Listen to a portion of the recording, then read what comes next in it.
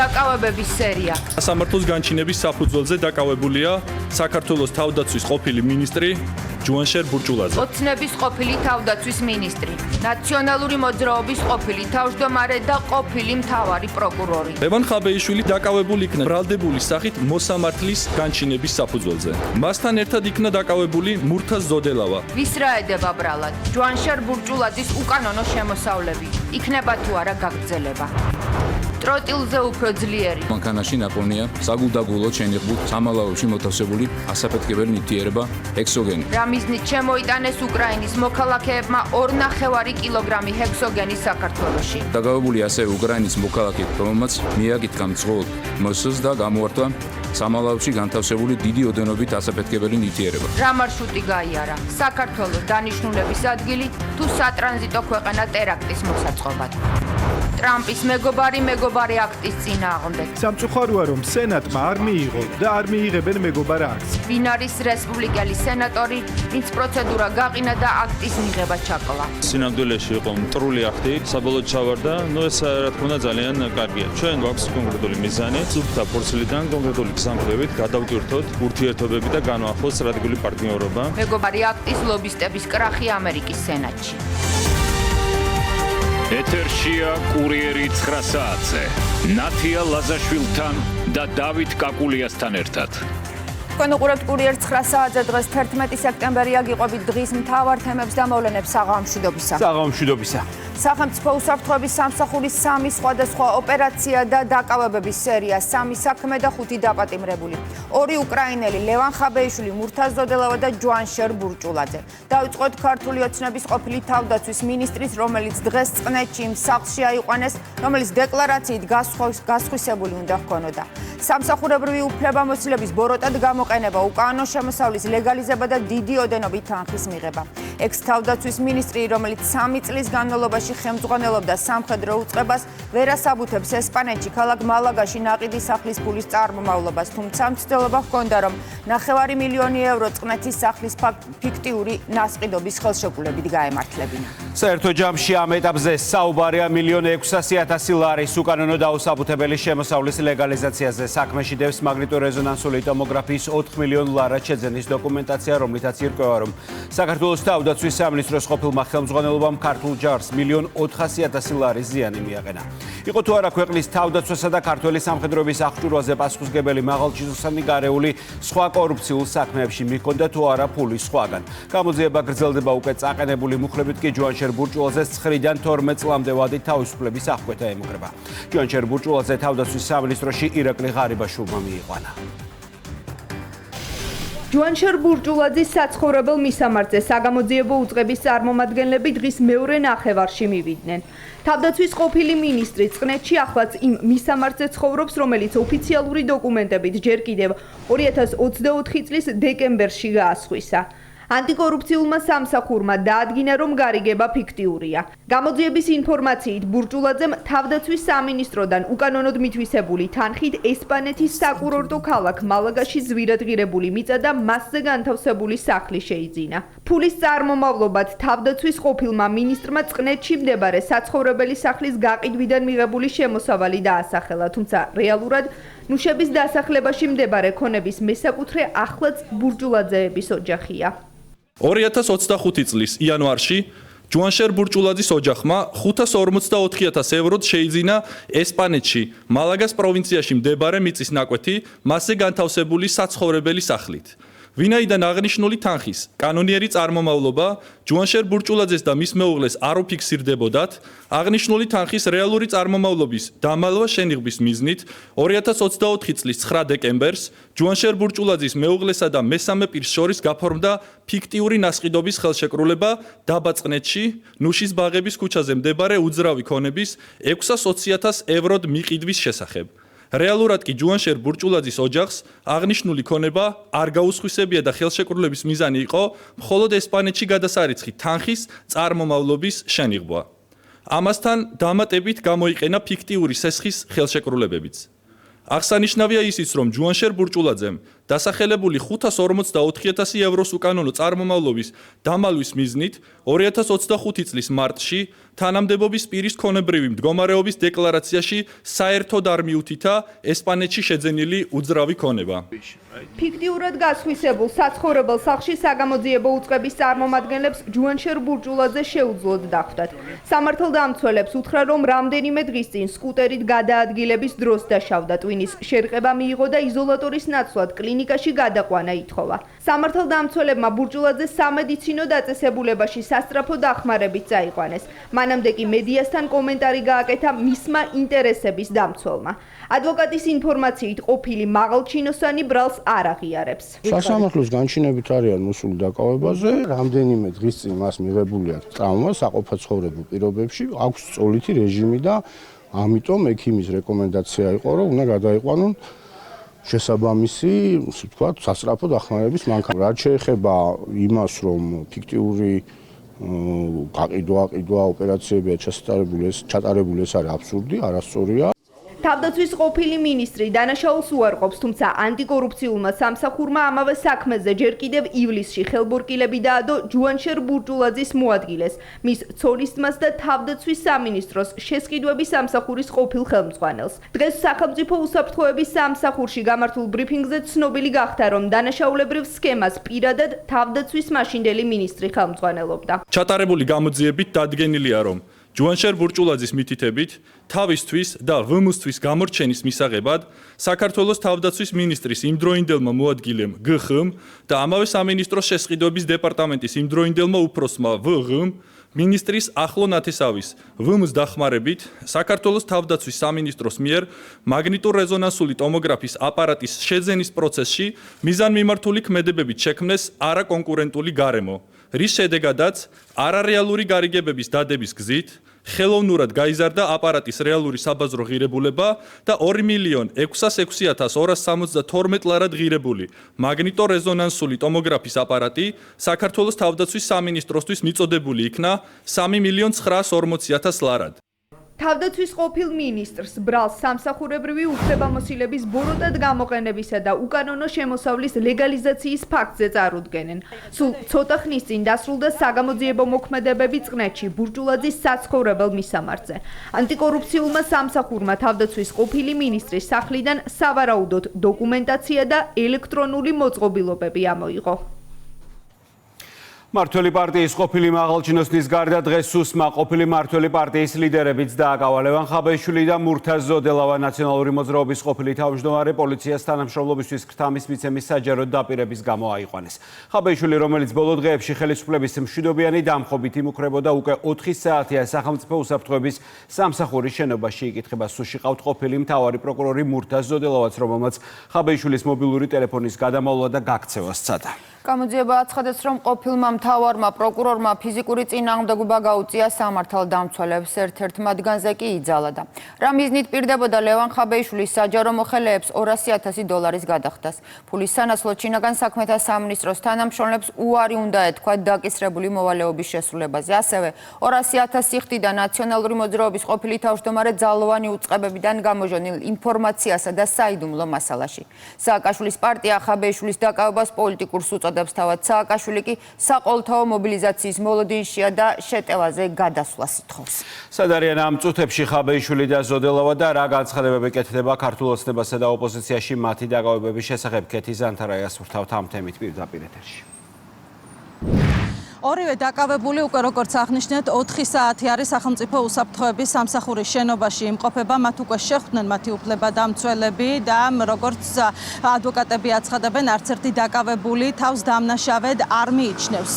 ოფიციალურად ბრალი არც ლევან ხაბეიშვილისთვის და არც მურთაზ ზოდელავასთვის წარდგენილი არ არის, თუმცა ორივე დაკავებულ სისხლის სამართლის კოდექსით გათვალისწინებულ დანაშაულს ედავებიან. მურთაზ ზოდელავას შემთხვევაში ეს დანაშაული ითვალისწინებს 2-დან 5 წლამდე პატიმრობას, ხოლო ლევან ხაბეიშვილის შემთხვევაში 4-დან 7 წლამდე. მურთაზოდელავას, როგორც უკვე აღნიშნეთ, სახელმწიფო უსაფრთხოების სამსახური ედავება იმას, რომ ლევან ხაბეიშვილის დაკავების დროს მან სცადა მისი ტელეფონის გადამალვა, რა დროსაც ის ცდილობდა მიმალვას და გაქცევას და სწორედ ამ დროს მან იძალა და სახელმწიფო უსაფრთხოების სამსახურის ანტიკორუფციული სააგენტოს თანამშრომელზე. რაც შეეხება ლევან ხაბეიშვილს, მას ედავებიან ქრთამის პირობას და ქრთამის მიცემას, როგორც პოლიციელებისთვის, ასევე სახელმწიფო უსაფრთხოების სამსახურში აცხადებენ, რომ მსგავსი პირობა ლევან ხაბეიშვილმა გასცა შინაგან საქმეთა სამინისტროს განსაკუთრებულ დავალებათა დეპარტამენტის თანამშრომლების მიმართაც. ვინაიდან ხაბეიშვილის მიერ ჩადენილ ქმედებაში, რომელსაც ჰქონდა განგრძობითი სისტემატიური ხასიათი, იგი დაკავებული იქნა ჩვენ მიერ ბრალდებული სახით მოსამართლის განჩინების საფუძველზე. დანაშაული სასჯელის სახით 4-დან 7 წლამდე თავისუფლების აღკვეთას ითვალისწინებს. ნაციონალური მოძრაობის ყოფილი და პოლიტიკური საბჭოს მოქმედი თავმჯდომარე საჯარო მოხელეებისთვის ქრთამის სახით ფულადი თანხის დაპირების ფაქტია დაკავებული. სახელმწიფო უსაფრთხოების სამსახურის ანტიკორუფციული სააგენტოს უფროსის განმარტებით, ლევან ხაბეიშვილი შინაგან საქმეთა სამინისტროს განსაკუთრებულ დავალებათა დეპარტამენტის თანამშრომლებს პირობას აძლევდა, რომ მათზე დაკისრებული მოვალეობის შესრულებაზე უარის სანაცვლოდ ქრთამის სახით $200,000 გადაუხდიდა. ქრთამის მიცემის საჯარო პირობის მიღმა კი ხელისუფლების შეცვლის ინტერესი იდგა. ლევან ხაბეიშვილი საჯარო სივრცეში, ტელევიზიასა და სოციალურ ქსელებში ავრცელებდა მოწოდებებს და ძალოვანი სისტემის თანამშრომლებს პირდებოდა ქრთამის მიცემას იმ შემთხვევაში, თუ ხელისუფლების წინააღმდეგ გამართულ აქციებზე შინაგან საქმეთა სამინისტროს განსაკუთრებულ დავალებათა დეპარტამენტის თანამშრომლები უარს იტყოდნენ მათზე დაკისრებული მოვალეობების შესრულებაზე. ასევე თუ არ გამოიყენებდნენ მათ ხელთ არსებულ კანონით ნებადართულ სპეციალურ საშუალებებს. ვინც ასეთ ქმედებას განახორციელებდა, ლევან ხაბეიშვილი საჯაროდ პირდებოდა $200,000 ASH გადახდას. იგი დასახელებულ თანხას ქრთამის სახით დაპირდა განსაკუთრებულ დავალებათა დეპარტამენტის თანამშრომლებს წვრთნასა და ვარჯიშზე უარის თქმის სანაცვლოდაც. ლევან ხაბეიშვილი სახელმწიფო უსაფრთხოების სამსახურში დღის მეორე ნახევარში მიიყვანეს. სუსში ნაციონალური მოძრაობის ლიდერის შეყვანიდან მალევე უწყებასთან მისი თანაპარტიელები და ადვოკატები შეიკრიბნენ. ხაბეიშვილის ინტერესების დამცველისთვის, ისევე როგორც ნაციონალური მოძრაობის წევრებისთვის, წარდგენილი ბრალი სამართლებრივ საფუძველს მოკლებულია. ქუდზე კაცი უნდა ვიყოთ 4 ოქტომბერს რუსთაველის გამზირზე. მეგობრებო, არ შეშინდეთ. არც ერთი ნაბიჯით არ დავიხევთ უკან. ჩვენ ერთიანი ნაციონალური მოძრაობა გაძლევთ პირობას, რომ ბრძოლა იქნება, უკომპრომისო ბრძოლა იქნება ბოლომდე. სრული აბსურდია, ბრალდების შინაარსი, რასაც ედავებიან ლევანს, ბრალდებად წარუდგენენ მის, ასე ვთქვათ, პოლიტიკოსის მიერ გაკეთებულ საჯარო განცხადებებს, სადაც იგი სთავაზობდა, როგორც ბრიფინგი და შევიტყვე, პოლიციის თანამშრომლებს, ასე ვთქვათ, ჯილდოს მათ მიერ კეთილსინდისიერად სამსახურის შესრულებისთვის. ამის შეფუთვა, ქრთამის მიცემას და ამის გამო ადამიანის დაკავება, როგორც იურისტი, ვამბობ, რომ ეს არის სრული სამართლებრივი აბსურდი. სამართლებრივი აბსურდი, რაზეც ადვოკატი საუბრობს, სახელმწიფო უსაფრთხოების სამსახურისთვის საქმის მთავარი მტკიცებულება. არქივი ლევან ხაბეიშვილის მიერ ტელევიზიებსა და სოციალური ქსელის მეშვეობით გავრცელებულ არაერთ მოწოდებას ინახავს, რომლის მიხედვითაც ნაციონალური მოძრაობის ყოფილი თავმჯდომარე ძალოვანი სისტემის თანამშრომლებს ქრთამის მიცემას იმ შემთხვევაში პირდებოდა, თუ ხელისუფლების წინააღმდეგ გამართულ აქციებზე განსაკუთრებულ დავალებათა დეპარტამენტის თანამშრომლები მათ ხელთ არსებულ კანონით ნებადართულ სპეციალური საშუალებების გამოყენებაზე უარს იტყოდნენ. მე აბსოლუტურად სერიოზულად ვეუბნები ყველა GDD-ს თანამშრომელს, ვინც არ ესმის ქართველ ხალხს, ვინც გადმოვა ქართველი ხალხის მხარეს, გულისხმობ 4 ოქტომბერს, იარაღს ვინც არ მოიმარჯვებს და დავალებას რომ მიიღებს, რომ ესროლეთ, ის ხალხი გადმოვა ჩვენს მხარეს, იახ ჯილდოს სახით მიიღებს $200,000. დაიმახსოვრეთ $200,000 მიიღებს ყველა ჯილდოს სახით, ვინც იარაღს უბრალოდ არ ისვრის. დააგდეთ ეგ გაზის იარაღი. $200,000 უნდა მიიღოს ყველამ ჯილდო, ვინც არ მიიღებს მონაწილეობას ხალხის დარბევაში. განსაკუთრებულ დავალებათა დეპარტამენტის თანამშრომლების გარდა ლევან ხაბეიშვილი ქრთამის სახით $200,000 პირდებოდა იმ პოლიციელებსაც, რომლებიც მას საიდუმლო ინფორმაციებს მიაწვდიდა. ლევან ხაბეიშვილი 200,000 აშშ დოლარის ქრთამის სახით გადახდას, საჯაროდ დაპირდა პოლიციის იმ თანამშრომლებსაც, რომლებიც მიაწვდიდნენ სამსახურებრივ საქმიანობასთან დაკავშირებულ სხვადასხვა სახის ინფორმაციასა და საიდუმლო მასალას. ლევან ხაბეიშვილმა ასევე საჯაროდ განაცხადა, რომ პოლიციელებისათვის დაპირებული თანხის გადახდა მიაჩნია მიზანშეწონილად, რადგან ნებისმიერი მეთოდი უნდა იქნას გამოყენებული ხელისუფლების შესაცვლელად.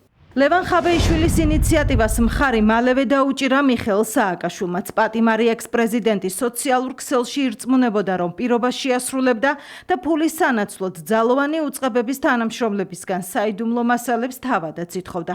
ხაბეიშვილი ამტკიცებდა, რომ მასალების ნაწილი უკვე ჰქონდა და სხვადასხვა უწყების თანამშრომლებისგან დამატებით ინფორმაციას ითხოვდა. ყველა ის ადამიანი, მათ შორის პოლიციის მაღალჩინოსანი, ვინც კონკრეტულ მასალებს, მტკიცებულებებს გადმოგცემს ნებისმიერი გზით, რომელიც თუნდაც იქნება საიდუმლო, დიახ, ისინი მიიღებენ ჯილდოს სახით 200,000 დოლარი. მე მინდა მივმართო, მე ძალიან ბევრი ინფორმაცია მაქვს. ცხადია, მაქვს ძალიან ბევრი მასალა, ოღონდ არა მარტო მე და ეს მასალები არის სხვადასხვა მიმართულებით დაცული.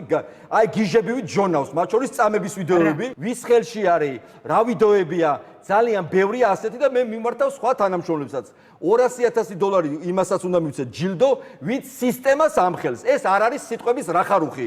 ხაბეიშვილთან ერთად დაკავებულია მურთაზ ზოდელავაც. ყოფილ გენერალურ პროკურორ სუსის ანტიკორუფციული სააგენტოს თანამშრომლებისთვის ფიზიკური წინააღმდეგობის გაწევას და ერთ-ერთ მათგანზე ძალადობას ედავებიან. ზოდელავას ადვოკატი თვლის, რომ მისი დაცვის ქვეშ მყოფის მხრიდან დანაშაულს ადგილი არ ჰქონია. მურთაზი გამოეკომაგა ლევანს და სისხლის სამართლის წესით დაუკავებიათ ამის გამო სრულიად უკანონო ბრალდებაა, რაც თქვეს მურთაზ ზოდელავასთან დაკავშირებით, რომ რაღაც იძალა და ეს არის ტყუილი. ანტიკორუფციული სააგენტოს უფროსმა დღეს გამართულ ბრიფინგზე განმარტა, თუ რა ვითარებაში მოხდა ზოდელავას დაკავება და კონკრეტულად რას ედავებიან ყოფილ გენერალურ პროკურორს. ლევან ხაბეიშვილის დაკავებისას მასთან ერთად იქნა დაკავებული მურთაზ ზოდელავა, რომელსაც ხაბეიშვილმა დაკავებისთანავე მიაწოდა თავისი მობილური ტელეფონი, ზოდელავამ კი აღნიშნული ტელეფონის გადამალვის მიზნით სცადა გაქცევა, რა დროსაც გაუწია ფიზიკური წინააღმდეგობა ანტიკორუფციული სააგენტოს თანამშრომლებს და იძალა ერთ-ერთ მათგანზე. მისი ქმედება სისხლის სამართლის კოდექსის 353 მუხლით კვალიფიცირდება, რაც 2-დან 5 წლამდე თავისუფლების აღკვეთას ითვალისწინებს. საქართველოს სახელმწიფოს წინააღმდეგ მიმართული ქმედებების და კორუფციული ხასიათის დანაშაულის წინააღმდეგ სახელმწიფო უსაფრთხოების სამსახური ოპერატიულ და სამძებრო სამუშაოებს აგრძელებს. სახელმწიფო უსაფრთხოების სამსახურის ანტიკორუფციული სააგენტოს თანამშრომლების მიერ ლევან ხაბეიშვილის და მურთაზ ზოდელავას დაკავების შემდეგ ჩვენ მოვისმინეთ პოლიტიკური შეფასებები ამ საკითხთან დაკავშირებით. საპარლამენტო უმრავლესობის ლიდერის და ქართული ოცნების წევრების განცხადებით, კანონის დარღვევას მოჰყვება პასუხისგება და პოლიტიკოსობა ვერ იქნება დანაშაულისგან თავის არიდების საფუძველი და გარანტია. რომ კარგად ნახეთ, არაერთჯერადა და განგრძობითად ამას ძალიან დიდი მნიშვნელობა აქვს მისი პირდაპირი მოწოდებები და პირდაპირი ქრთამის შეთავაზება თანამდებობის პირებისთვის. ავიგეთ, რომ აგენტი ხარ, მაგრამ ოდესაც ჩემ პრეტენზია გაქვს, რომ როგორც აგენტი ისე იყო და პოლიტიკაში და პოლიტიკოსი გერქვას, თითოეულ შენ სიტყვას უნდა უფრთხილდებოდე, თითოეულ შენ მოწოდებას უნდა უფრთხილდებოდე, არ აქვს მნიშვნელობა, რა ზომის აუდიტორიაზე არის საუბარი. და საერთოდ სამართლებრივი მოწყობის ქვეყანაში ჩვენ მშვიდობიანი დამხობა და ასე მშვიდობიანი რევოლუცია, მშვიდობიანი დაწვა შენობების, მშვიდობიანი დასახიჩრება პოლიციელების, ხო კარგად ნახეთ მათი სახე რეალურად. ეს პოლიტიკური ნაწილი, რაც შეიძლება შეფასდეს, ხო რაც შეეხება სამართლებრივი ნაწილი, კომენტარის დასაწყისში გითხარით, რომ ყველანი კარგად ხედავდით იმ განგრძობით პირდაპირ ეთერში დანაშაულის შემცველ მოწოდებებს. დასჯადი არის როგორც ქთამის მიცემა, ასევე შეთავაზება, ანუ ქთამის გადაცემა უშუალოდ ხელიდან ხელში, თანხის მიცემა. ამავდროულად დასჯადი არის შეთავაზებაც და ასევე ქთამის გადაცემის დაპირებას და ბატონმა ანტამ პირდაპირ სოციალურ ქსელში არაერთხელ გააჟღერა და დაპირდა იმ პირებს, შინაგან საქმეთა სამინისტროს ათასობით თანამშრომელს, რომ ის კონკრეტული პირი, რომელიც მათ მიაწვდიდა და ინფორმაციას, მიიღებდა 200.000 ეს 200.000-ის თანხის მიღების დაპირება, სულსაც რომ დანაშაულია და ყველამ გაითვალისწინოს და გაითავისოს, რომ ყველა შემთხვევაში ადამიანი, როდესაც ჩაიტანს დანაშაულს, თავს შეაფარებს რომელიმე ეგრეთ წოდებულ პარტიას, თუ იქნება ჩვეულებრივი გაშიფრული აგენტი, კანონი მკაცრია, მაგრამ კანონია და ყველას მოუწევს, რომ კანონის წინაშე სრული სიმკაცრით აგოს პასუხი. ნაციონალური მოძრაობის ყოფილი და პოლიცსაბჭოს მოქმედი თავმჯდომარე, ასევე მურთაზ ზოდელავა, ლევან ხაბეიშვილი და მურთაზ ზოდელავა უკვე როგორც გითხარით 4 საათზე მეტია სახელმწიფო უსაფრთხოების სამსახურში ბრალდებულის სახით არიან დაკავებულები და იმყოფებიან სუსის შენობაში. სავარაუდოდ ორივე დაკავებულს ბრალს ოფიციალურად უკვე ხვალ წარუდგენენ. მადლობა კეთი ზანთარაიამ გაგვაცნო ლევან ხაბეიშვილისა და მურთაზ ზოდელავას ბრალის დეტალები და პოლიტიკური გამოხმაურებები. სუსის კიდევ ერთი სპეცოპერაცია ამჯერად ტერაქტის მოწყობის შესაძლო ფაქტზე. ტროტილზე ორჯერ უფრო ძლიერი 2 კილო და 400 გრამი ჰექსოგენი საქართველოში უკრაინიდან მომავალი ტრაილერიდან ამოიღეს. დაკავებულია ასევე უკრაინის 2 მოქალაქე. რა გზა გაიარა ასაფეთქებებმა ნივთიერებამ, რომელსაც დეტონატორის დასამზადებლად იყენებენ. უკრაინა, რუმინეთი, ბულგარეთი, თურქეთი და საქართველო. მერსედეს-ბენცის სატვირთო მანქანი სამალავი მხოლოდ საქართველოში აღმოაჩინეს. ახლა გამოძიებამ უნდა დაადგინოს საქართველოს საბოლოო დანიშნულების ადგილი იყო, თუ ჩვენი ქვეყანა ტერაქტის მოსაწყობად სატრანზიტოდ გამოიყენეს.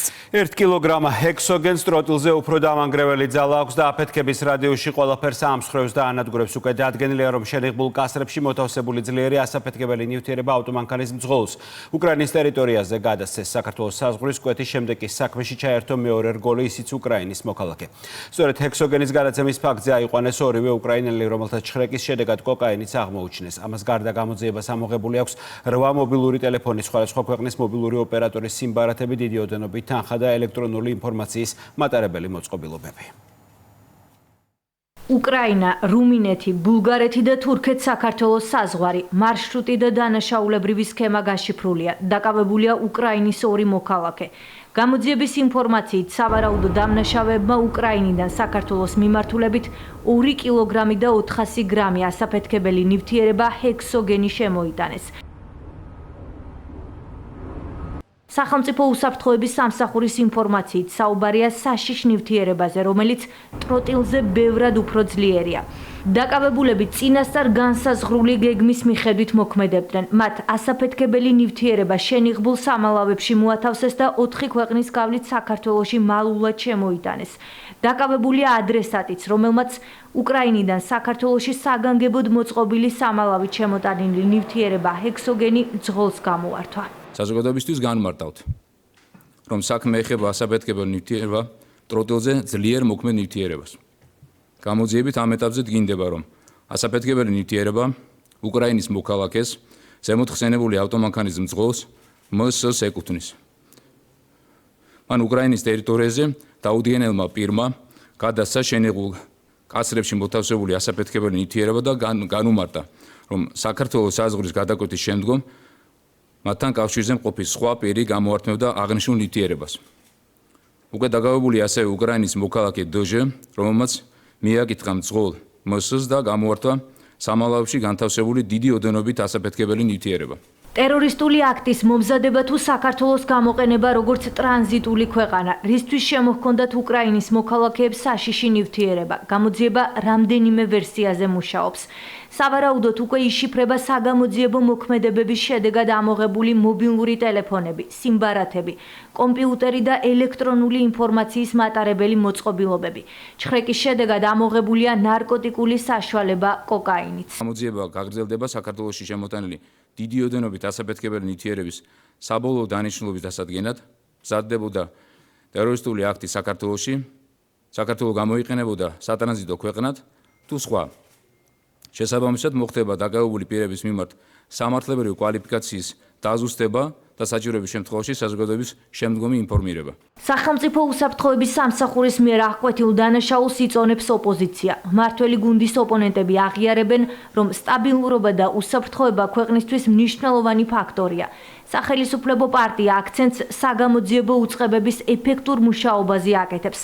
მართლ გუნდში აცხადებენ, რომ ორივე ვერსიის შემთხვევაში აღკვეთილია მძიმე დანაშაული. რთულია რომ დეტალური კომენტარი გავაკეთოთ ამაზე, თუმცა რა თქმა უნდა, ორივე შემთხვევაში ძალიან მძიმე საქმე არის ჩვენი ქვეყნისთვის, იქიდან გამომდინარე, რომ ძალიან მნიშვნელოვანია სტაბილურობა ჩვენს ქვეყანაში, მშვიდობა და უსაფრთხოება. არ აქვს მნიშვნელობა საქართველოს გამოიყენებოდა ტრანზიტად თუ საქართველოს იყო დანიშნულების ბოლო ადგილი, რაც თავარია ძალიან დიდი მადლობა მართული გუნდის სახელით, საზოგადოების სახელით, ორივე უმნიშვნელოვანეს ინსტიტუციას, სამივეს შეგვიძლია თქვა, ეს იქნება სახელმწიფო უშიშროების სამსახური, ეს იქნება შინაგან საქმეთა სამინისტრო, ეს არის პროკურატურა, ყველა ის უწყება, რომელიც ვთქვათ, ერთობლივად და კორელაციაში დაკავებულია მსგავსი საქმეების ძიებით და აღმოფხვრით და პრევენციით, იმიტომ რომ ძალიან მნიშვნელოვანი დანაშაული ორივე შემთხვევაში კიდევ ერთხელ ეს ტრანზიტულად იქნებოდა თუ საბოლოო დანიშნულებით იქნა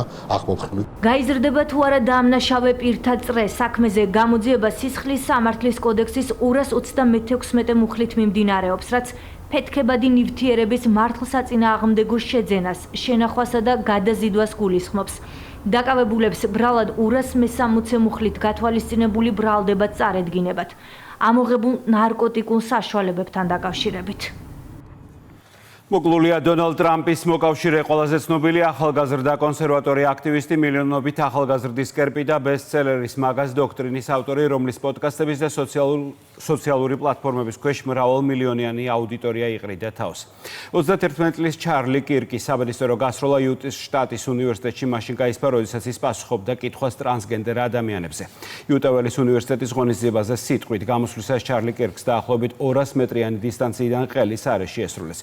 მიუხედავად იმისა, რომ ის მალევე გადაიყვანეს საავადმყოფოში, ექებმა მისი გადარჩენა ვერ შეძლეს. მაგას ერთ-ერთი ყველაზე გავლენიანი ხმის მკვლელობას უდიდესი გავლენა ექნება არა მხოლოდ შეერთებული შტატების შიდა პოლიტიკაზე. დონალდ ტრამპმა ჩარლი კირკს ლეგენდა უწოდა და მკვლელობაზე პასუხისმგებლობა უკვე დააკისრა მემარცხენე რადიკალებს. ამერიკაში 4 დღიანი გლოვაა გამოცხადებული, დაშვებულია სახელმწიფო დროშები.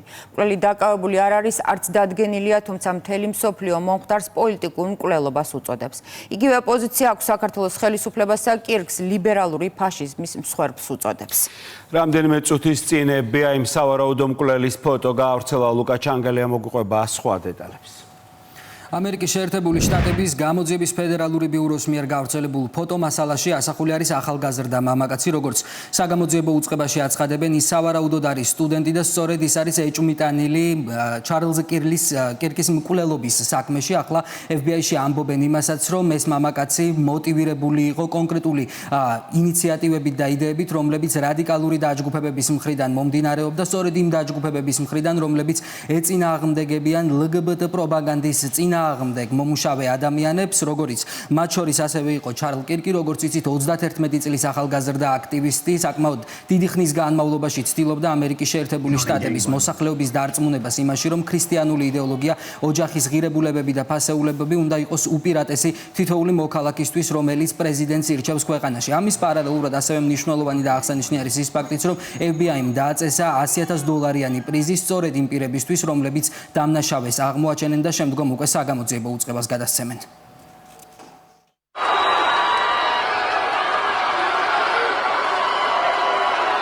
დღის 12 საათი და 10 წუთი. კონსერვატორი ჩარლი კირკი უტაჰის უნივერსიტეტში საზოგადოებაზე LGBT პროპაგანდის გავლენასა და ტრანსგენდერი ადამიანების სხვადასხვა დანაშაულში ჩართულობის შესახებ სტუდენტების შეკითხვებს პასუხობს. სწორედ ამ დროს გასროლის ხმა ისმის. სამიზნე სიტყვით გამომსვლელია. კირკი ადგილზე უგონოდ დაეცა. მძიმედ დაჭრილი ახალგაზრდა მალევე გარდაიცვალა. დამნაშავე კი ადგილიდან ისე მიიმალა, რომ კვალიც არ დატოვა. კონსერვატიული ახალგაზრდული ორგანიზაციის ხელმძღვანელი და დონალდ ტრამპის მოკავშირე ოჯახური ღირებულებებისა და ფასეულობების აქტიური მხარდამჭერი იყო. ეწინააღმდეგებოდა LGBT პროპაგანდას, ცდილობდა შეერთებულ შტატებში ქრისტიანული ტრადიციების დაბრუნებას და ფაშისტური ლიბერალიზმის დამარცხებას. ძლიერი ბრძოლა მიდის დასავლეთში. მტერს ვოუქიზმი ან მარქსიზმი წარმოადგენს, რომელიც ერწყმის ისლამიზმს, რათა თავს დაესხას იმას, რასაც ჩვენ ამერიკული ცხოვრების წესს უწოდებთ. ამერიკული ცხოვრების წესი ძალიან მარტივია. მე მსურს შემეძლოს ქორწინება, ვიყიდოს სახლი, მყავდეს შვილი, მივცე მათ ველოსიპედით სიარულის საშუალება გზის ჩასვლამდე, გაუშვა ისინი კარგ სკოლაში. ჩემს უბანს ჰქონდეს დანაშაულის დაბალი მაჩვენებელი, რომ ჩემს შვილს სკოლაში არ ასწავლონ ლესბოსელობის, გეიობის, ტრანსგენდერული თემებით შემცველი ნაგავი. ამავდროულად არ მინდა რომ მათ მუსლიმური ლოცვის ხმა მოისმინონ დღეში 5 ჯერ. ეს მნიშვნელოვანია. ჩვენ გვინდა ამერიკული ცხოვრების წესი, რომელიც სხვათა შორის ქრისტიანული სამყაროა. ქრისტიანებმა ჩვენი მსხვერპლით, ჩვენი შრომით, ჩვენი ხედვით, წმინდა წერილებიდან გამომდინარე შევქმნით დასავლური ცივილიზაცია. ვფიქრობ, ეს შესანიშნავი მოწოდებაა. მომხდარს ამერიკის შეერთებულ შტატებში გამოხმაურება უკვე მოჰყვა. დონალდ ტრამპი, რომელმაც ქვეყანას კირკის გარდაცვალება პირველმა ამცნო, დანაშაულის უკან რადიკალი მემარცხენეების კვალს ხედავს. პრეზიდენტი საუბრობს მედიაზეც, რომელიც კონსერვატიული იდეების წინააღმდეგ კონკრეტული დაჯგუფებების დავალებით იბრძვის. ეს ამერიკისთვის ბნელი დღეა. დიდი ხანი ამერიკელებმა და მედიამ უნდა გაუსწორონ თვალი იმ ფაქტს, რომ ძალადობა და მკვლელობა იმის ტრაგიკული შედეგია, რომ წლიდან წლამდე, დღიდან დღემდე ყველაზე საძაგელი და საძულველი ფორმით ადანაშაულებენ მათ, ვისაც არ ეთანხმებიან. წლების განმავლობაში რადიკალური მემარცხენეები ჩარლის მსგავს შესანიშნავ ამერიკელებს ადარებდნენ ნაცისტებს, მსოფლიოს ყველაზე საშინელ მასობრივ მკვლელებსა და კრიმინალებს. მსგავსი რიტორიკა პირდაპირ კავშირშია იმ ტერორიზმთან, რომელსაც დღეს ჩვენს ქვეყანაში ვხედავთ და ეს ახლავე უნდა შეწყდეს. ჩარლი ამერიკის საუკეთესო ნაწილი იყო, ხოლო მონსტრი, რომელიც თავს დაესხა მთელ ჩვენს ქვეყანას. მკვლელმა მისი გაჩუმება ტყვიის სცადა, მაგრამ ის დამარცხდა, რადგან ჩვენ ერთად დავწმუნდებით, რომ მისი ხმა, მისი გზავნილი და მისი მემკვიდრეობა იცოცხლებს მომავალ თაობებში. ჩარლი კირკი, რომ საკმაოდ გავლენიანი და პოპულარული ფიგურა იყო, ამას ყველა აღიარებს. ის რადიკალებს სწორედ მისი ფასეულობების და ეროვნული ღირებულებებისადმი პატივისცემის გამო არ მოსწონდათ, რაც შტატებში ადგილობრივ პოლიტიკოსებს განცდას უჩენს, რომ მკვლელობას პოლიტიკური სარჩული აქვს, როგორც ეს წარსულში რობერტ ფიცოსა და დონალდ ტრამპის მკვლელობის მცდელობის დროს იყო. მინდა სრულიად გარკვევით თქვა, რომ ეს არის პოლიტიკური მკვლელობა. ჩარლი კირკი უპირველეს ყოვლისა ქმარი და მცირეწლოვანი ბავშვების მამა იყო. ჩარლი სჯეროდა სიტყვის და დებატების ძალის, რათა იდეები ჩამოყალიბებულიყო და ხალხი დაერწმუნებინა. ეს ბნელი დღეა ჩვენი შტატისთვის, ეს ტრაგიკული დღეა ჩვენი ერისთვის. ამერიკის მასშტაბით საგამოძიებო ღონისძიებები ამ დრომდე გრძელდება. ძალოვანები ჩარლი კირკის მკვლელის პოვნას ცდილობენ. მანამდე გამოძიების ფედერალურმა ბიურომ ორი პირი დააკავა, თუმცა არც ერთი მათგანი რეალური დამნაშავე არ აღმოჩნდა, რაც საზოგადოებაში განცდას აჩენს, რომ მკვლელობა წინასწარ კონკრეტული ჯგუფების მიერ იყო ორგანიზებული. LGBT პროპაგანდის წინააღმდეგ მებრძოლი კონსერვატორი და მემარცხენე ჯგუფების მთავარი ოპონენტი სწორედ ასე აფასებენ ჩარლ კირკს ამერიკის შეერთებულ შტატებში, თუმცა ქვეყნის ფარგლებს გარეთ მსოფლიოს სხვადასხვა წერტილებში გამოიძებნებიან ისეთი ადამიანები, რომლებიც მის გარდაცვალებას საკმაოდ დამცინავად და ცინიკურად აფასებენ და მეტიც აბუჩად იგდებენ ადამიანს, რომელიც ტრაგიკულად დღესდილით გარდაიცვალა. მათ შორის ასეთი პირები არიან საქართველოშიც ოპოზიციური პარტიების მხარდამჭერები, მათი წევრები, ასევე სამოქალაქო აქტივისტები დღეს დილიდან ავრცელებენ სოციალურ ქსელში დამამცირებელ და ღირსების შემლახველ განცხადებებს, სადაც საუბარი არის იმაზე, რომ ჩარლ კირკის მიდგომები გარკვეულ საკითხებთან დაკავშირებით კატეგორიულად მიუღებელი იყო, რის გამოც ის ახლა გარდაცვალებას იმსახურებდა. შეგახსენებთ ის, რომ მისი მთავარი მოტივი და მიდგომა იყო სწორედ LGBT პროპაგანდის წინააღმდეგ ბრძოლა, რაც როგორც ჩანს იმ ადამიანებისთვის, რომლებიც სხვადასხვა პოსტებს ავრცელებენ, მისაღები არ არის. ამავე საკითხს დღესვე გამოეხმაურა საქართველოს პრეზიდენტი მიხეილ ყაველაშვილი. მან ერთი მხრივ მიუსამძიმრა ამერიკის შეერთებულ შტატებს და ამერიკელ ხალხს მომხდარი ტრაგედია. მეორე მხრივ კი თქვა, რომ ის განცხადებები, რაც დღესდღეიდან სოციალურ ქსელებში ვრცელდება, არის ლიბერალური ფაშიზმის კიდევ ერთი გამოვლენა, რომლის მსხვერპლის თავად ჩარლ კირკი გახდა. ამის პარალელურად ჩვენ ასევე დღეს მოვისმინეთ საქართველოს მთავრობის მეთაურის ირაკლი კობახიძის განცხადება, რომელმაც დიდი მწუხარება გამოთქვა ამერიკელი კონსერვატორის გარდაცვალების გამო. განცხადება მედიასთან ასევე გააკეთა საქართველოს პარლამენტის თავმჯდომარემაც შალვა პაპუაშვილმა აღნიშნა, რომ ის ფორმა ძალადობის, რასაც ამერიკის შეერთებულ შტატებში ამდენი ხნის განმავლობაში ვხედავთ, ახლა საქართველოშიც აქტუალურია. სწორედ ამის დამკვიდრება სურთ ქვეყანაში სხვადასხვა ჯგუფებს, თუმცა ლიბერალური ფაშიზმის გამარჯვებას ამ ქვეყანაში ვერ მოახერხებს და ის მსოფლიოშიც დამარცხდება, რადგანაც კონსერვატიული ძალები ძლიერდებიან. შემზარავია ჩარლი კირკის მკვლელობა, რომელიც ცალსახაა უკავშირდება მის კონსერვატიულ შეხედულებებს, ფსევდოლიბერალური იდეოლოგიის კრიტიკას და LGBT პროპაგანდის წინააღმდეგ ბრძოლას. ჩარლი კირკი არის ლიბერალური ფაშიზმის მორიგი მსხვერპლი. კიდევ უფრო შემზარავია ის ცინიკური შეფასებები, რაც ფსევდოლიბერალური იდეოლოგიის მიმდევრებს აქვთ ამ საშინელი ფაქტის მიმართ. ჩარლი კირკის მკვლელობის თანამონაწილეა ყველა ის ადამიანი, რომელიც ახალისებს ძალადობას, მიუღებელი აზრის დევნას და ცდილობს დაანერგოს და გაავრცელოს თავს მოხვეული მახინჯი იდეოლოგია. ეს იყო შემზარავი მკვლელობა პირდაპირ დღისით მზისით უნივერსიტეტის ეზოში მოხდა საზარელი მკვლელობა, რაც დაგმეს ძალიან კარგია რომ ეს ყველაფერი დაგმეს უმაღლეს დონეზე ამერიკელმა პოლიტიკოსებმა, ტრამპის ადმინისტრაციის წარმომადგენლებმა, პირადად პრეზიდენტმა ტრამპმა, რა თქმა უნდა, ეს არის შემზარავი დასაგმობი ფაქტი და აქედან ჩანს ის თუ საითგენ მიაქანებენ ეს ეგრეთ წოდებული ლიბერალები, ფსევდოლიბერალები თანამედროვე სამყაროს. ხო, ეს არის შემაშფოთებელი, კატასტროფული ტენდენციები. ამის გამოხატულება იყო სხვათა შორის ის აქციაც, რომელიც გამართეს სახედაგარგულმა ლიბერალმა აქტივისტებმა ჩვენი შტაბის წინ. ხო, ანუ აბსოლუტურად სახედაგარგული ადამიანები, ქალი ქალს არ გავდა, კაცი კაცს არ გავდა. ხო, ტრაგიკულია ეს მდგომარეობა, უცხოური დაფინანსებით, კონკრეტული, ასე ვთქვათ, იდეოლოგიით, ასეთ სახემდე მიიყვანეს ეს ადამიანები, რაც არის ნამდვილად ტრაგიკული. მედიაში გავრცელდა ინფორმაცია იმას დაკავშირებით, როგორ გამოიხმაურენ ნაცი აქტივისტები, პოლიტიკოსები მათ შორის, ეგრეთ წოდებული თუ როგორც არის, ამ მკვლელობას, რომელიც ჩვენ ვიხილეთ ამერიკის შეერთებულ შტატებში, მათ შორის შეიძლება ყველას გვარი ვერ გავიხსენო, ერთ-ერთი იყო გვარამიას პარტიის ერთ-ერთი თვალსაჩინო ბრწყალებში წევრი, მე მგონი ათეულში იყო დასახელებული, ფარჯიანი თუ არ ვსები, რომელიც ასევე კაც არ გავს, რომ შეხედა გარეგნობაზე კი არა მაქვს აქ საუბარი. საუბარი მაქვს იმაზე თუ რა სულიერ მდგომარეობამდე მიიყვანეს ეს ადამიანები, რაც მე მათ გარეგნობაშიც გამოიხადება და გარეგნობაზეც აისახება.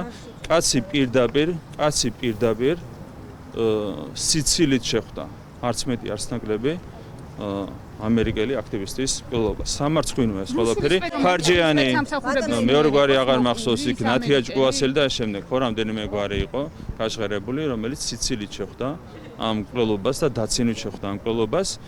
ეს ადამიანები არიან იმის დასტური, მათ შორის იქ იყვნენ ამ კომენტარების ავტორები, ის ადამიანები 150-დან 1-2 ადამიანი, რომელიც იმ კონკრეტულ სახელდაკარგული ადამიანების აქციაში მონაწილეობდა. ეს ყველაფერი შეგვახსენებს ჩვენ იმას, რომ ნაცი არის მკვლელი და ნაცი არის ბნელი.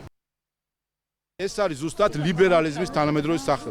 დღეს როცა ცდილობენ ლიბერალიზმი თანამედროვე ლიბერალიზმთან გაიგიონ ილია ჭავჭავაძე. ილია ჭავჭავაძე კი არა, ბერბიჭაშვილების შთამომავლები არიან თანამედროვე ლიბერალები საქართველოში, რომელიც არიან ნაწილი ამ ლიბერალური ინტერნაციონალის, რომელიც მთავარი იარაღი არის ძალადობა. სიტყვით ძალადობა, ფიზიკური ძალადობა და ამას ხედავთ ყველგან.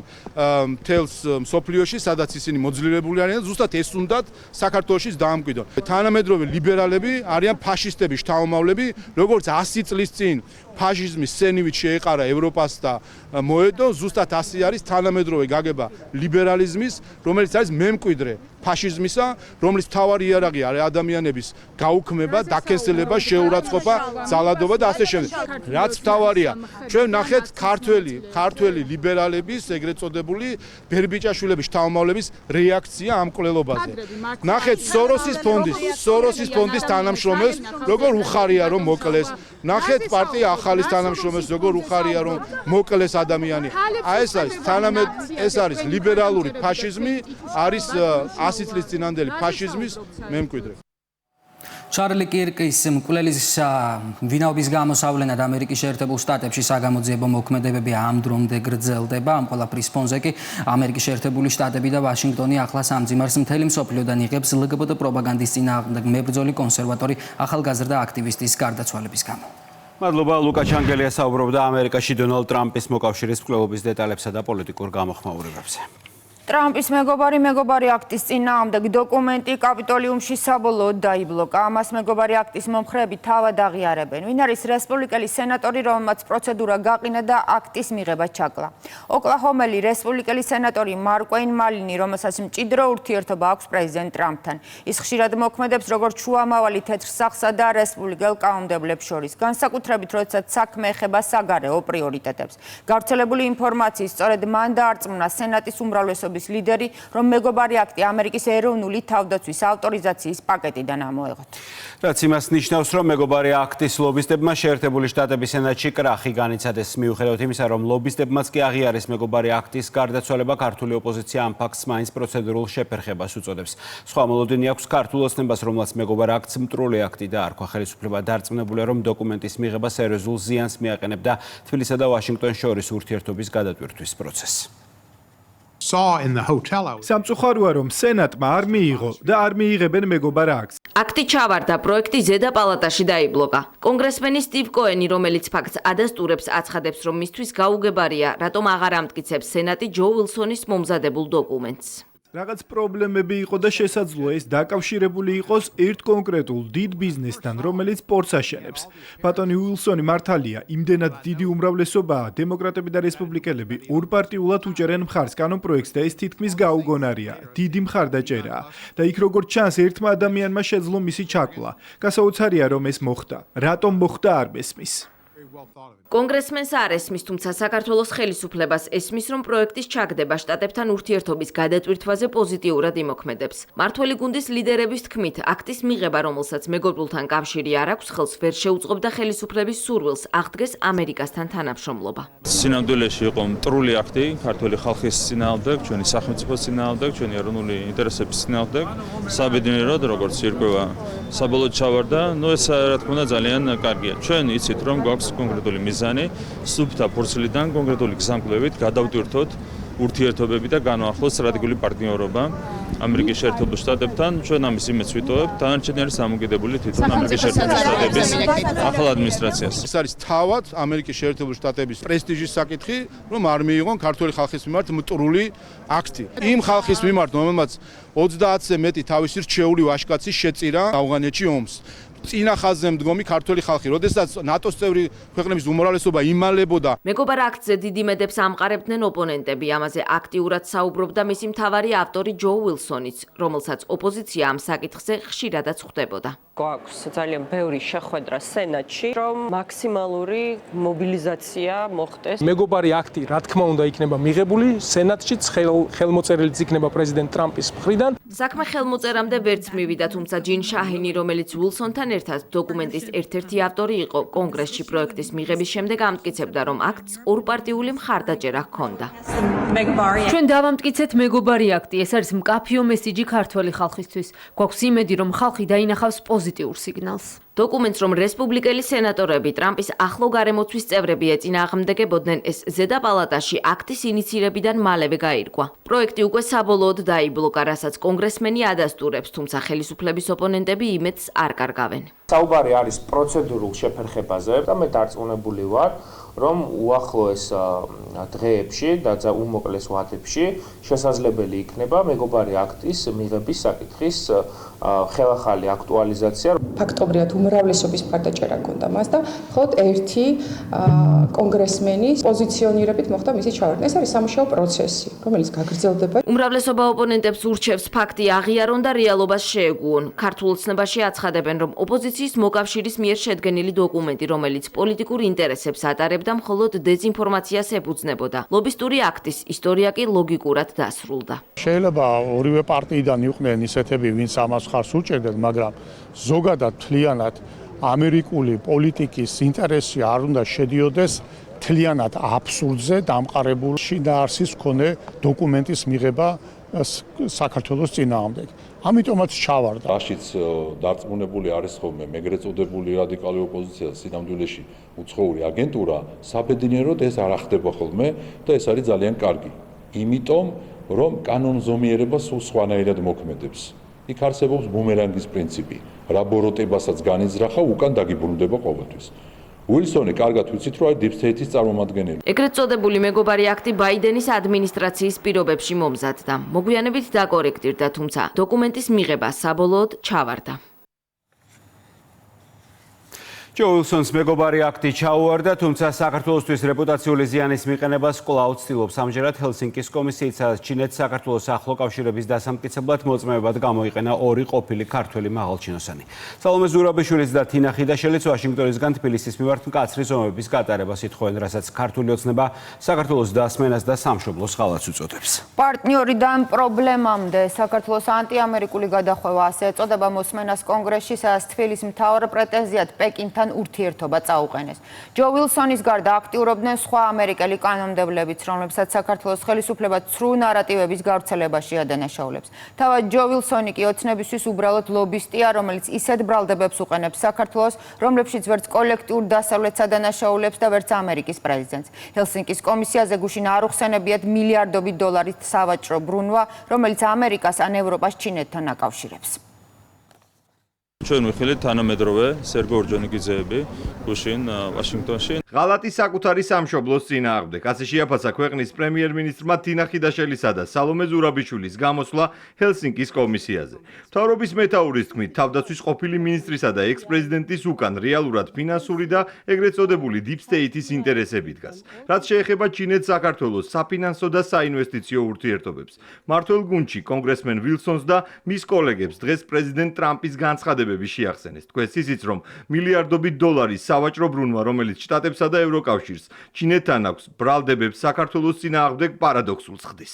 თქვენ იცით, რომ პირად პრეზიდენტ ტრამპის პოზიციაა, რომ მან უნდა გააღრმოს ურთიერთობები ჩინეთთან, როდესაც ამ ფონზე კონკრეტული ამერიკელი deep state-ის აგენტები უარყოფითად მოიხსენიებენ ქართულ-ჩინურ ურთიერთობებს, ეს რა თქმა უნდა არის ცარიელი სპეკულაცია. ხედავთ, რამდენად სპეკულაციურია ეს განცხადებები, რასაც აკეთებენ კონკრეტული აგენტები. მოღალატეებს საქართველოს ისტორიაში ყოველთვის სათანადო ადგილი მიეჩინება.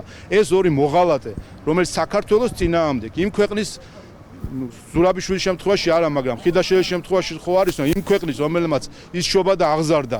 ამ ქვეყნის წინააღმდეგ ჩვენებას რო იძლევიან, აი ეს ორი მოღალატე თავის კუთვნილ ადგილს მიიღებს საქართველოს ისტორიაში. მოსმენა ჰელსინკის კომისიაში, რომლის მთავარი თემა ჩინეთთან საქართველოს სტრატეგიული პარტნიორობა იყო, გუშინ გაიმართა. სადისკუსიო პანელზე საქართველოს წინააღმდეგ ჯო უილსონთან ერთად ხიდაშელმა და ზურაბიშვილმა საკმაოდ ვრცელი ჩვენება მისცეს.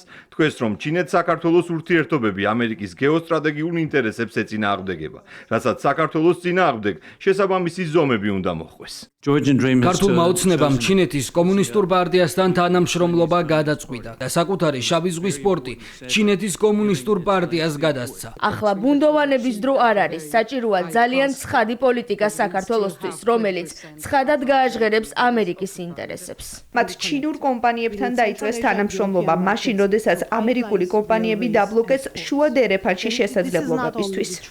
ექს-პრეზიდენტს და თავდაცვის ყოფილ მინისტრს დღეს განცხადებების სიმწოვე დაუწუნეს ოპოზიციურ სპექტრში.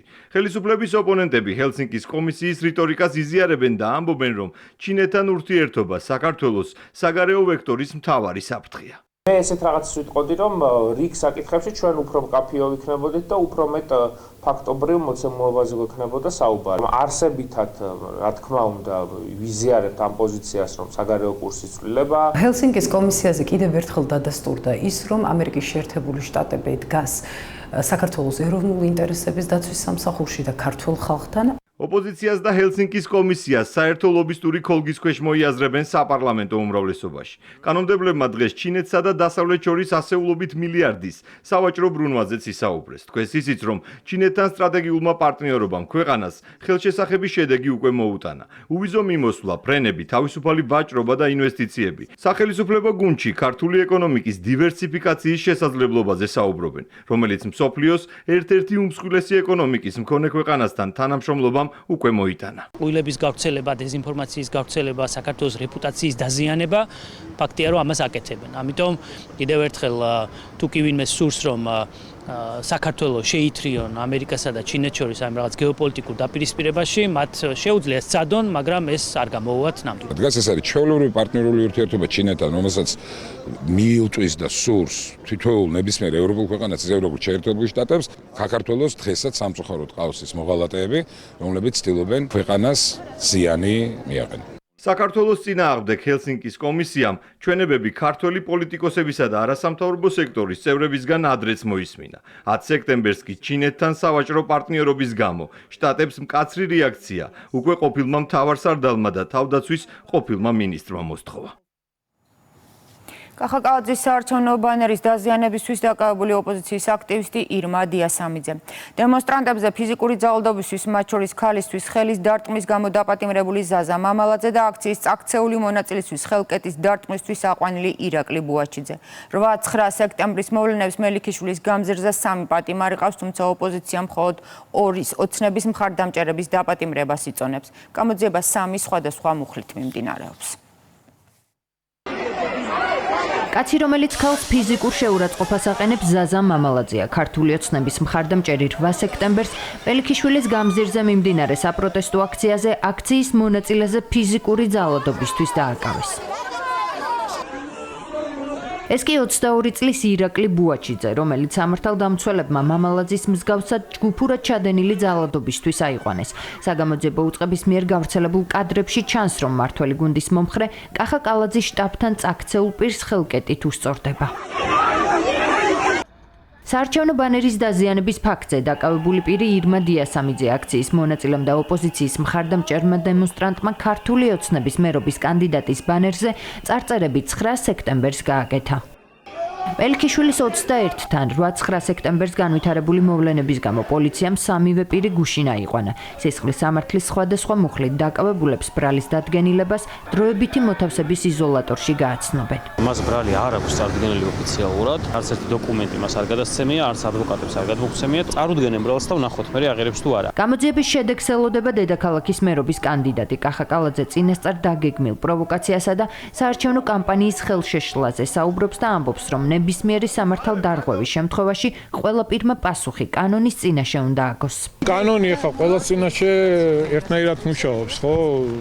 ძალიან გულდასაწყვეტია, არავის დაჭერა არ მიხარია, სამწუხაროა და ყველამ, რა ვიცი, მაქსიმალურად უნდა შევეცადოთ, რომ თავი შევიკავოთ ზოგადად ასეთი ფაქტებისგან. ძალადობა ცუდია და არა მიზანი აქვს, რომ რაღაცა მცირე არეულობის შემოტანა შეეცადონ, ხელი შეგვიშალონ საარჩევნო პროცესში, მაგრამ რეალურად მაგასაც ფიზიკურად ვერ მოახერხებენ. ოპოზიციისთვის მისაღები მხოლოდ ქართული ოცნების მხარდამჭერების დაკავებაა. საარჩევნო ბანერის დაზიანების ფაქტზე აქციის მონაწილის წინააღმდეგ დევნის დაწყებას კი ხელისუფლების ოპონენტები უსამართლოდ მიიჩნევენ. 23 წლის სტუდენტი გოგონა დააკავეს კახიკალაძის ბანერის დაზიანების გამო სისხლის სამართლის კოდექსით გათვალისწინებული მუხლით წესდარიგი დაჯარიმებას ექვემდებარება. აქეთ მყისიერად დააკავეს ბანერის დაზიანებისთვის გოგო. ამით ქართული ოცნება გვაჩვენებს, რომ სამართალი არ არსებობს. სამართალი ყველას მიმართ თანაბრად უნდა მოქმედებდეს. ასეთია სახელისუფლებო გუნდის პოზიცია, სადაც მელიქიშვილის გამზირზე განვითარებულ მოვლენებს უცხოეთიდან დაფინანსებულ პროვოკაციას უწოდებენ. ერთ-ერთი, ვისაც მმართველი პარტია აქციის მონაწილეების ქმედებების წახალისებაში ადანაშაულებს გერმანიის ელჩია. დაჯგუფება თავს დაესხა ქართული ოცნების თბილისის შტაბს, იქაც პოლიტიკური ძალადობით ფაშისტური შეძახილებით. ასე რომ თუკი ბატონ პეტერს სურს, რომ არ იყოს მის მიმართ ბრალდებები ექსტრემისტების მხარდაჭერასთან დაკავშირებით, ის ისევე საჯაროდ უნდა გაემიჯნოს ამ ექსტრემისტულ ჯგუფს, როგორც საჯაროდაც ხარი დაუჭირა. სამართალი ყოველას მიმართ უნდა მოქმედებდეს, რა თქმა უნდა, თანაბრად. დანარჩენს გადაწყვეტს სასამართლო. არიან კონკრეტული ძალები, კონკრეტული ტელევიზიები, რომლებიც ამტკიცებენ, რომ ჩვენი შტაბი ადგა, წამოდგა ფეხზე და მივიდა ნაც ტიტუშკებთან. სინამდვილეში რა მოხდა? თქვენი ტიტუშკები, ნაცი ტიტუშკები, ნაცი ორკები მივიდნენ ჩვენ საარჩევნო შტაბთან, იგინებოდნენ, ბილდს სიტყვაობდნენ, უბინძურესი სიტყვებით საუბრობდნენ ქალიან კაციანად. პროვოკაციებს აქვს ერთი მარტივი მიზეზი, რამენაირად დაბრკოლებები შეუქმნან ქვეყნის განვითარებას, ვერ აღერსებიან ამას. ელიქიშვილის გამზირზე განვითარებულ მოვლენებზე შინაგან საქმეთა სამინისტროში გამოძიება 3 მუხლით. ჯგუფური ძალადობის წინა საარჩევნო კამპანიის ღონისძიების დროს ძალადობის ან ძალადობის მუქარისა და სხვისი ნივთის დაზიანების მუხლით მიმდინარეობს. საქართველოს პრემიერ-მინისტრი ეუთო ოდირის წერილს ეხმიანება, რომელიც ადგილობრივი თვითმმართველობის არჩევნებზე სადამკვირვებლო მისიის გამოგზავნის საკითხს ეხება. ორგანიზაციამ ოფიციალური უარის მიზეზად არასაკმარისი დრო დაასახელა. პრემიერი მიიჩნევს, რომ შესაძლოა სადამკვირვებლო მისიამ საქართველოში ჩამოსვლას თავი არიდა, რადგან კრიტიკულ დასკვნას ვერ მოამზადებდა. ირაკლი კობახიძე აცხადებს, რომ ერთი თვე საკმარისი დრო იყო ეუთო ოდირის მისიის დასაკომპლექტებლად. მე ვფიქრობ, ერთი თვე საკმაოდ ნორმალური ვადა იყო იმისათვის, რომ დაკომპლექტებული იყო მისია, ამას დღეები ჭირდება რეალურად. ზედმეტი ბიუროკრატია ევროპას, რა თქმა უნდა, ვნებს, მაგრამ ერთ თვეში სავსებით შესაძლებელია მისიის დაკომპლექტება, ყველა საკითხის გავლა და მისიის განხორციელება. თუმცა მე მესმის, რა თქმა უნდა, ეს ყველაფერი იყო სერიოზული გამოწვევა ეუთო ოდირისთვის.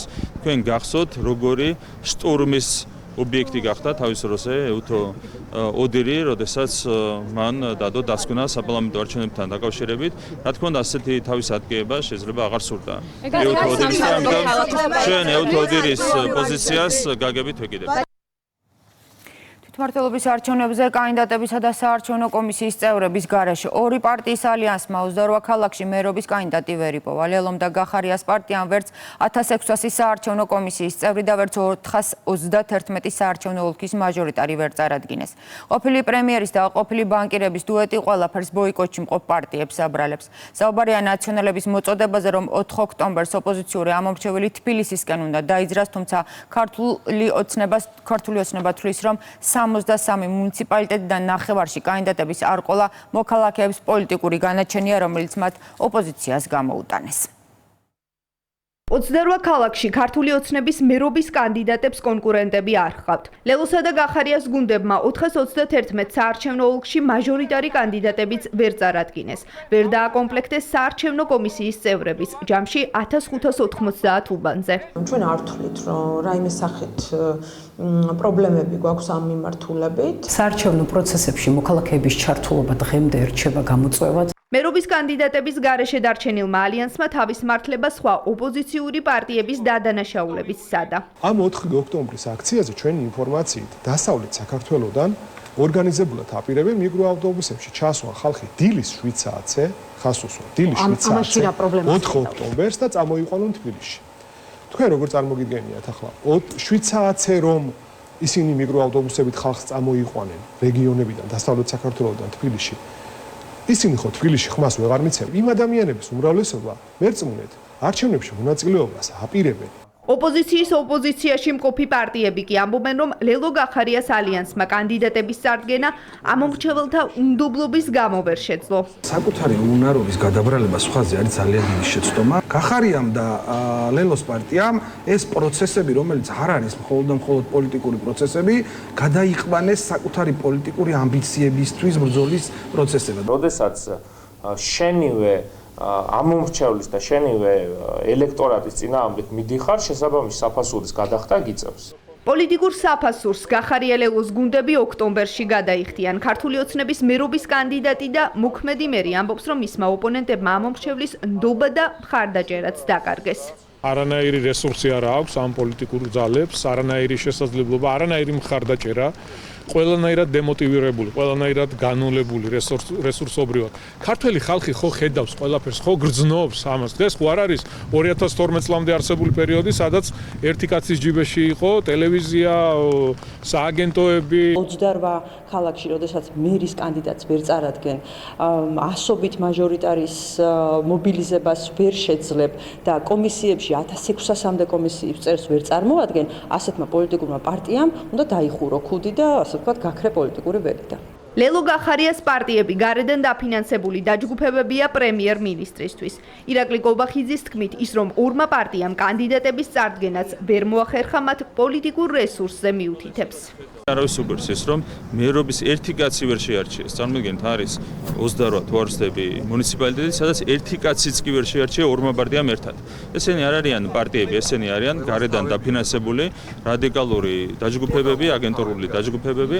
შესაბამისად, მათ არ აქვს საზოგადოებაში არავითარი მხარდაჭერა და ამის გამოხატულებაა ის, რომ 28 შემთხვევაში ორმა პარტიამ ერთად ერთი კანდიდატის კი ვერ იპოვა. გახარია ლელოს ტანდემმა ვერ შეძლო კომისიებში 1600 წევრის მოძიება ვერ შეძლო დაესახელებინა. 28 ქალაქში კანდიდატი არ ყავთ.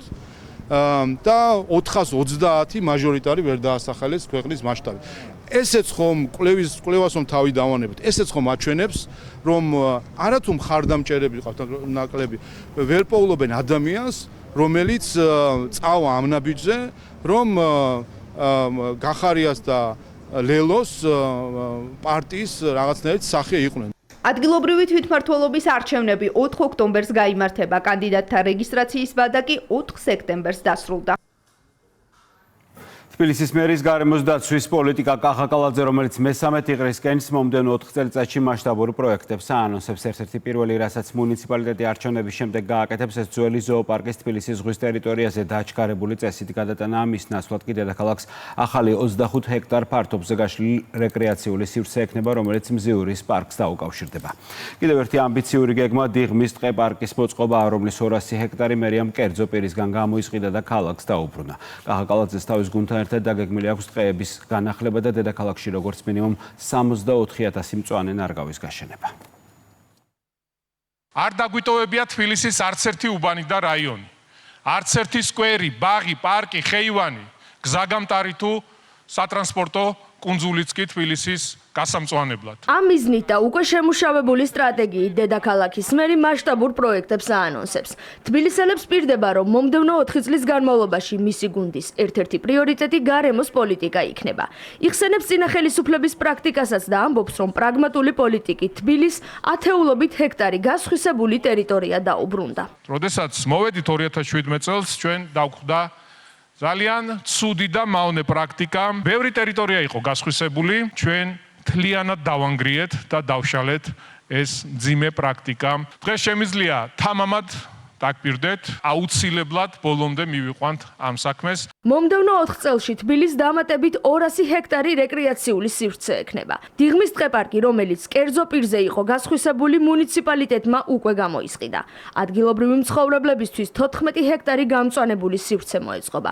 დაგეგმილია რიყის და მუშტაიდის პარკების რეაბილიტაციაც. ხაზი მინდა გაუსვა საქველმოქმედო ფონდ ქართულს მიერ განხორციელებულ პროექტს, მის დავისარგებლო შემთხვევით მადლობა გადაუხადო მათ.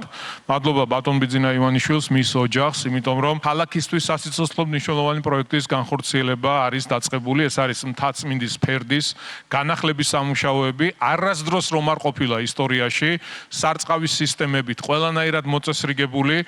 ფერდის უკვე გარკვეული რაოდენობა რეაბილიტირებულია. თითქმის საუკუნის შემდეგ ადგილმდებარეობას შეიცვლის და ახალი მისამართი ექნება თბილისის ზოოპარკს. ზოოლოგიური პარკი თბილისის ზღვის მიმდებარედ 48 ჰექტარზე გაშენდება. ძველ ტერიტორიაზე კი 9 ჰექტარი რეკრეაციული სივრცე გაჩნდება. დაგეგმილია ბოტანიკური ბაღის სრული განახლებაც. მნიშვნელოვანია საქართველოს ეროვნული ბოტანიკური ბაღის როლი გამწვანების პოლიტიკაში. ჩვენ გეგმავთ მნიშვნელოვან პროექტებს ბაღის მიმართულებით. პირველი ეს არის ეროვნული თესლის ბანკის მოდერნიზაცია. მოდერნიზაციის შედეგად ჩვენ ასევე გვინდა რომ გავამდიდროთ საქართველოს ფლორის სახეობათა დამატებითი 10%-ით აღნიშნული ბანკი. დედაქალაქის მერის გეგმები მოისმინეს საკანონმდებლო და აღმასრულებელი ხელისუფლების წარმომადგენლებმა. პრემიერ-მინისტრის შეფასებით კახაკალაძემ განხორციელებული პროექტებით თბილისის ტრანსფორმაცია შეძლო. ყველამ ძალიან კარგად იცის, რამდენი რამ გაკეთდა დედაქალაქში, კონკრეტულად ეკოლოგიის გამწვანების მიმართულებით. საფუძვლიანად შეიცვალა ჩვენი დედაქალაქი. ამ კუთხით და ეს არის რა თქმა უნდა მერის და პირადად კახაკალაძის დამსახურება, მე ვისარგებლებ შემთხვევით და ყველა ამ საქმისთვის მას მინდა განსაკუთრებული მადლობა გადაუხადო. თბილისი იყო ეროვნულ დედაქალაქებს შორის ბოლოდან მეორე ადგილზე თავის დროზე გამწვანების და ეკოლოგიის მიმართულებით და დღეს თბილისი არის ეროვნულ დედაქალაქებს შორის ერთ-ერთი მოწინავე. გარემოს დაცვა და შესაბამისი პირობების შექმნა თანამოქალაქეებისთვის ეს არის ის, რაც წლების განმავლობაში კახაკალაძის ხელმძღვანელობით კეთდებოდა. დღეს თბილისი შეუდარებელი არის. მისი დღევანდელი მდგომარეობა იმასთან რაც წლების წინ იყო, ამას მე მგონი მტერი მოყარე ყველა ძალიან კარგად ხედავს. გაფართოვდება ის არეალი, სადაც ტყის მასივი მოვლა პატრონობას საჭიროებს. მომდევნო 4 წელში ქალაქში 12,000 ჰექტარი ფართობის ტყის მასივი განახლდება. ემანუელ მაკრონის რიგით მეშვიდე პრემიერ-მინისტრ საფრანგეთი მასშტაბური საპროტესტო აქციები დახდა. დაუბლოკოთ ყველაფერი ამ სახელწოდებით დემონსტრაციებმა პარიზის გარდა საფრანგეთის უმსხვილესი ქალაქები მოიცვა, მათ შორის მარსელი, ტულუზა, ლიონი და ბორდო. გადამწვარია საზოგადოებრივი ტრანსპორტი, ავტომანქანები და მაღაზიები, რასაც სპეცრასთან შეტაკებები ახლდა მთელი დღის მანძილზე. მინიმუმ 200,000 დემონსტრანტის წინააღმდეგ სხვადასხვა ქალაქებში ხელისუფლებამ 80,000 სამართალდამცველი გამოიყვანა. შეტაკებების დროს სპეცრაზმი აქციის მონაწილეებს წყლის ჭავლი და ცრემლსადენი აირი დაუპირისპირდა. ქვეყნის მასშტაბით დაკავებულია 540 მოქალაქე. მაკრონი ახალ პრემიერს ლეკრუნს სთხოვს დროულად მიაღწიოს კონსენსუსს სხვა პარტიებთან, რათა ქვეყანაში სიტუაცია დასტაბილურდეს, თუმცა ამის შანსი მინიმალურია. 18 სექტემბერს მთელ საფრანგეთში კიდევ ერთი მასშტაბური აქცია დაანონსდა. პარიზი, მარსელი, ლიონი, ტულუზა, რენი, ნანტი, ბორდო, ლილი და გრენობლი. საფრანგეთის უმსხვილესი ქალაქები პროტესტის ეპიცენტრია. 850 აქცია და 200,000 დემონსტრანტი. კვირის განმავლობაში ქვეყნის ქალაქებში მიმდინარე პროტესტი არეულობაში და ძალოვანებთან შეტაკებებში გადაიზარდა. ქუჩებში გამოსული მოქალაქეების ნაწილი გზებისა და საქალაქთაშორისო მაგისტრალების, სატრანსპორტო კვანძების, საავტომობილო და რკინიგზის სადგურების, ადმინისტრაციული და საგანმანათლებლო ინფრასტრუქტურის ობიექტების ბლოკირებას ცდილობდა. ჩვენთვის ეს გაკვეთილი იყო. მოვახერხეთ ქვეყნის ბლოკირების სტრატეგიის ჩაშლა. საფრანგეთი აღარ აღმოჩნდება ბლოკადის ქვეშ. მნიშვნელოვანი მობილიზება იყო. ქვეყნის მასშტაბით თითქმის 200,000 ადამიანი იყო გამოსული. პროტესტის დასაშლელად შინაგან საქმეთა სამინისტრომ 80,000 სამართალდამცავი გამოიყვანა. პოლიციამ მომიტინგეების წინააღმდეგ სპეციალური საშუალებები, ცრემლსადენი აირი, წყლის ჭავლი და ხელკეტები გამოიყენა. ვრცელდება ინფორმაცია დაშავებულების შესახებაც. ბოლო მონაცემებით მიმდინარე პროტესტის დროს პოლიციამ სხვადასხვა ბრალდებებით 540 ადამიანი დააკავა, მათ შორის თითქმის ნახევარი პარიზში. ფრანგული მედია წერს, რომ პროტესტის მიზეზი ქვეყნის გადაყენებული პრემიერ-მინისტრის ეკონომიკური პოლიტიკა გახდა. მზარდი სახელმწიფო ვალის დასაძლევად ფრანსუა ბაირუმ საბიუჯეტო ხარჯების შემცირების ინიციატივა წარადგინა. ეროვნული ასამბლეის მიერ მისთვის უნდობლობის გამოცხადების მიუხედავად ქვეყანაში დემონსტრაციები დაიწყო. მონაწილეები რიგ გარეშე არჩევნებსა და ქვეყნის პრეზიდენტის გადადგომას მოითხოვენ. ეს არის დემოკრატიის სრული უარყოფა. საფრანგეთში ასეთი რამ არასოდეს მომხდარა. რისი იმედი შეიძლება გქონდეს? სწორედ ამიტომ ბლოკავთ ყველაფერს. პროტესტის ფონზე საფრანგეთის პრეზიდენტმა ახალი პრემიერ-მინისტრი დანიშნა. სებასტიან ლეკარნო აცხადებს, რომ არსებული ეკონომიკური გამოწვევების დასაძლევად მის მთავრობას კრეატიულობა და ოპოზიციურ პარტიებთან მოლაპარაკებების დაწყება დასჭირდება. მოგვიწევს ცვლილებების განხორციელება, მათ შორის შემოქმედებითი და ტექნიკური ხასიათის, ოპოზიციასთან უფრო სერიოზული მუშაობა. ახალი პრემიერ-მინისტრის დანიშვნას პროტესტით გამოეხმაურა მარინ ლეპენის ეროვნული გაერთიანების ლიდერი, მემარჯვენე ოპოზიციონერი ჟორდან ბარდელა და ქვეყნის პრეზიდენტი გააკრიტიკა.